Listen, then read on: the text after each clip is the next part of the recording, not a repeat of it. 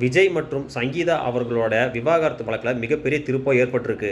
அதுக்கான காரணம் என்ன அப்படின்னா, சங்கீதா அவர்கள் அந்த கேஸை வாபஸ் வாங்கியிருக்காங்க. இதனால விஜயோட ரசிகர்களும், தொண்டர்களும் மிகப்பெரிய மகிழ்ச்சி அடைஞ்சிருக்காங்க. அதுக்கான காரணம் என்னன்னு இன்னும் முழுசா தெரியல.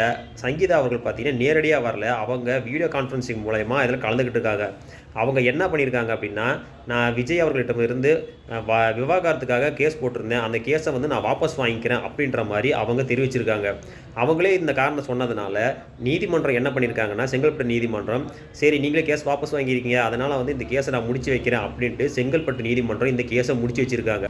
இன்னியிலிருந்து சங்கீதா மற்றும் விஜய் அவர்களோட விவாகரத்து வழக்க பத்தி இனிமே யாரும் பேச முடியாது. ஏன்னா, அவங்க கோர்ட்ல இருந்து வாபஸ் வாங்கினதுனால, இனிமே அவங்க சேர்ந்து வாழக்கூடிய சந்தர்ப்பம் அதிகமா இருக்கு. ஏன்னா, தன்னோட குழந்தைகளுக்காக 2 பேரும் சேர்ந்து வாழக்கூடிய சந்தர்ப்பம் அதிகமா இருக்கு. அதனால இது விஜய் ரசிகர்கள் மட்டும் இல்லாம டிவிகேவோட நிர்வாகிகள், கட்சி தொண்டர்கள் அனைவரும் பார்த்தீங்கன்னா ரொம்ப சந்தோஷமா இருக்காங்க.